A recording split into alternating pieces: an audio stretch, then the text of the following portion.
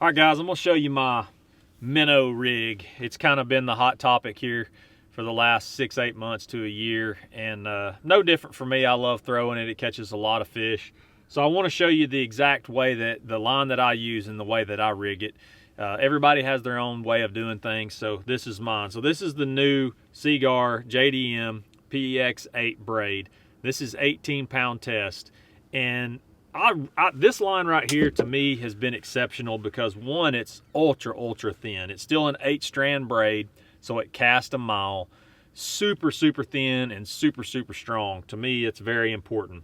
So I'm going to use that, and then I've got my Seaguar InvisX. I still use InvisX for a leader. This is 12-pound, and you're saying, well, why such a big line for such a finesse style bait?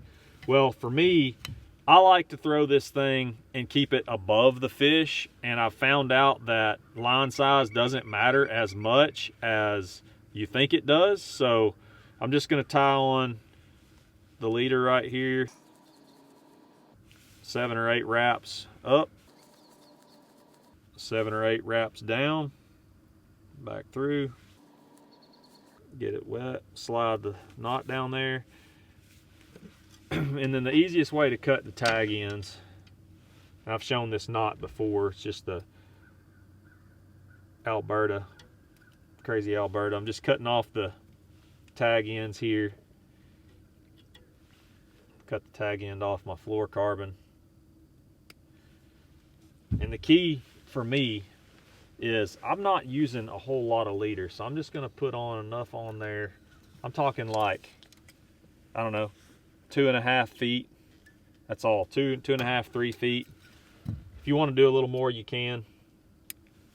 Cut it off right there, and then I'm going to tie a loop knot, just to overhand in it like that. Then I'll take my Minnow. This is the Great Lakes Finesse Hover Minnow. It's become one of my favorites. You'll see it's a really small profile, 2.75, small bait, gets a lot of bites. So I'm going to put the tag through the jig head, pull it back up here, then I'm going to wrap 5 times. Then I'm going to go back through both loops right there. I'm going to pull it down there like that, wet it, snug it, and you'll see right there that there's an actual loop hanging above the jig head. And then I'm going to leave a little more tag in than most people probably do, about a 1/2 inch. It's not going to affect your bites, and it's going to give that jig head freedom to move around just the way it needs to. It'll actually set level.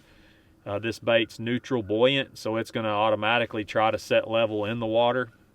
To me, it gets a lot more bites. But that's the setup that I use 90% of the time. Again, Seaguar PEX braid. This is the JDM braid, straight from Japan. InvisX 12-pound. I'll even go up to 15 if I need to. Great Lakes Finesse Hover Minnow. This setup right here will catch you a lot of bass.